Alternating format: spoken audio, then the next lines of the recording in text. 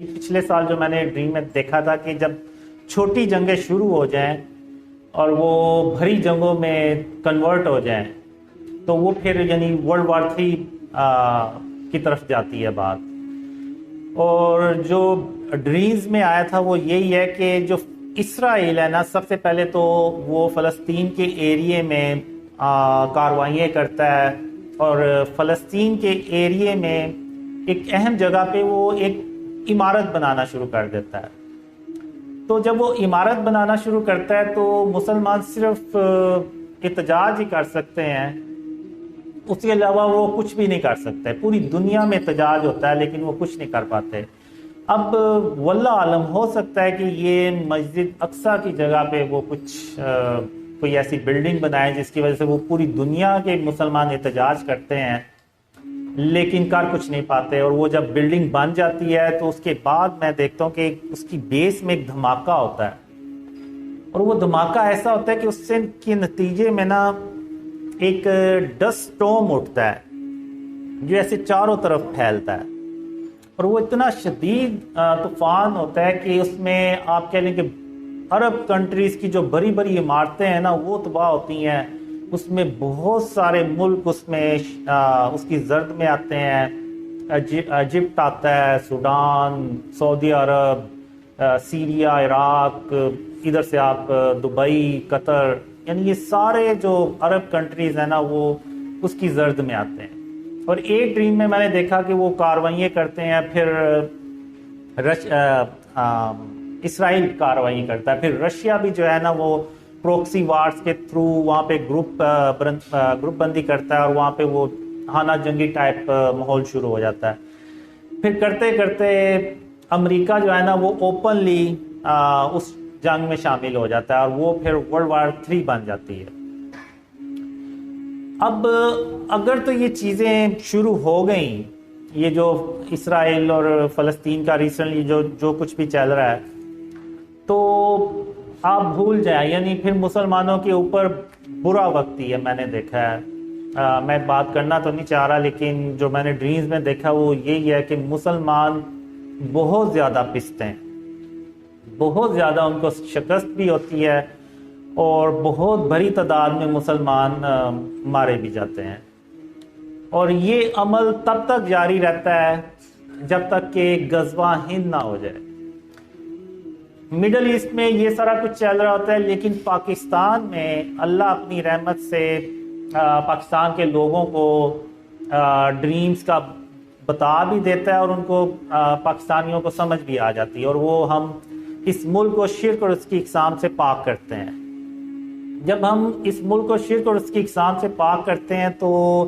اللہ کی جو رحمتیں اور برکتیں ہیں نا وہ اس ملک میں نازل ہونا شروع ہو جاتی ہیں اور ملک تیزی سے ترقی کرتا ہے. اور اس میں نے دیکھا ہے کہ اللہ پاکستان کو 3000 کالے رنگ کے ناقابل شکست جہاز بھی دیتا ہے، اور وہ جہاز وہ ہوتے ہیں جو جس کو دیکھ کے انڈیا کی اکیلے ہمت ہی نہیں پڑتی پاکستان پہ اٹیک کرنے کی. اور پاکستان اللہ کی مدد سے کشمیر بھی آزاد کرتا ہے. تو اب دوسری طرف مڈل ایسٹ میں جب وہ سب کچھ تباہ کر دیتے ہیں اور ادھر سے پاکستان ترقی کر رہا ہوتا ہے، تو آپ کو پتہ ہے کافی لوگوں سے تو یہ کبھی بھی ہضم نہیں ہوگا پاکستان ترقی کرے گا، اور خاص طور پہ انڈیا سے تو کبھی نہیں ہوتا. انڈیا جنگ کرنے کی کوشش کرتا ہے لیکن کالے رنگ کے جنگی جہازوں کی وجہ سے وہ کچھ کر نہیں پاتا. تو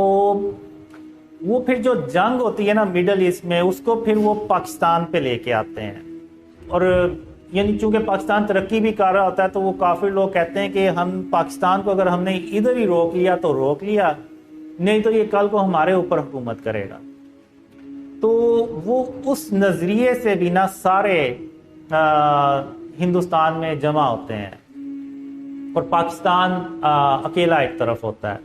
اس میں یہ ہوتا ہے کہ وہ اللہ اپنی رحمت سے ڈریمز پھیلاتا بھی چلا جاتا ہے اور بہت سارے مسلمان یعنی اسلام کا جو آخری قلعہ ہے پاکستان، اور جہاں پہ غزوہ ہند لڑی جانی ہے اور جہاں سے خاتم النبیین محمد صلی اللہ علیہ وسلم کا جو سچا اسلام ہے وہ پھیلنا ہے، تو اس کے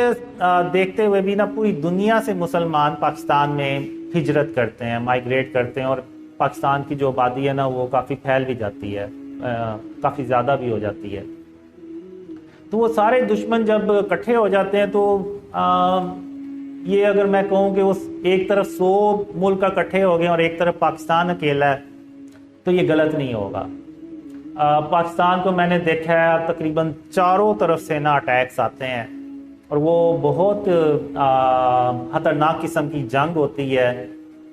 اور اس جنگ میں مسلمانوں کا جیتنا بہت ضروری ہوتا ہے۔ جو میں نے ڈریمز میں دیکھا ہے کہ جیسے مسلمانوں کے لیے غزوہ بدر بہت اہم تھی، اس جنگ کو جیتنا بہت اہم تھا، اسی طرح غزوہ ہند کو جیتنا بھی بہت اہم ہے۔ تو اللہ کی مدد سے وہ پاکستان جنگ جیت جاتا ہے، اور پھر پاکستان مڈل ایسٹ میں جاتا ہے، اور وہاں پہ رشیا اور امریکہ جیسی سپر پاورز کو شکست دینے کے بعد پوری دنیا میں اکیلا اللہ کی مدد سے سپر پاور بن جاتا ہے، اور پھر پاکستان جو ہے وہ خاتم النبیین محمد صلی اللہ علیہ وسلم کا جب سچا اسلام پوری دنیا میں پھیلاتے ہیں